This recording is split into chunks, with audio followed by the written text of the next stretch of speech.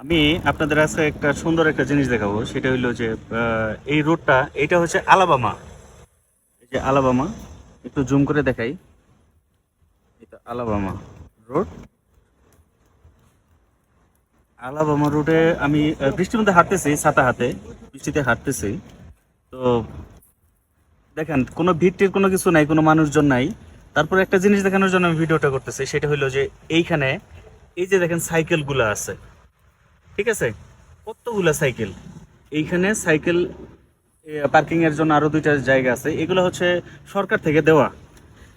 এগুলোর মালিক কোনো ব্যক্তিগত ভাবে না, এগুলো সরকার থেকে দেওয়া। এইচএসবি ব্যাংকের মাধ্যমে, এইচএসবিসি ব্যাংকের মাধ্যমে দিছে। তো এই সাইকেলগুলা এইখান থেকে নিয়ে, এই কিউআর কোড আছে, ওই কিউআর কোড স্ক্যান করে এইখান থেকে সাইকেল নিয়ে যার যার বাসায় চলে যাবে।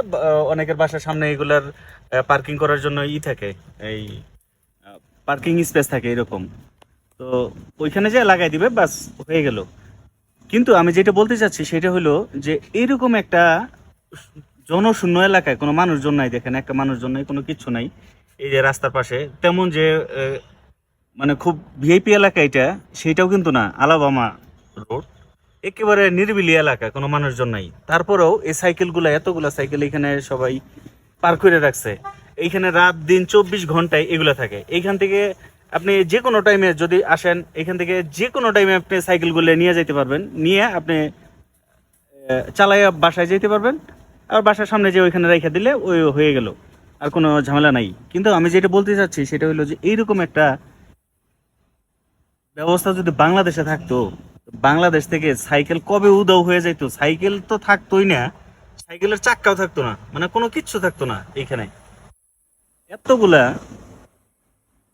এতগুলা সাইকেল, কেউ কখনো আইসা একটা মানে সাইকেল একটা টাচও করে না। যার দরকার সে আইসা শুধু সাইকেলটা নিয়ে বাসায় চলে যায়। ব্যাপারটা খুব আশ্চর্যজনক। আর এই ব্যবস্থাটা বাংলাদেশে থাকলে চাকা টাকা কোনো কিছু থাকতো না। বাংলাদেশ আসলে ওই যতই বলুক না কেন যে বাংলাদেশ উন্নত হয়ে গেছে, আহ, সিঙ্গাপুর হয়ে গেছে, হ্যান হয়ে গেছে, ত্যান হয়ে গেছে, বাংলাদেশ আসলে সিঙ্গাপুর টিঙ্গাপুর কিছু হয় নাই ভাই।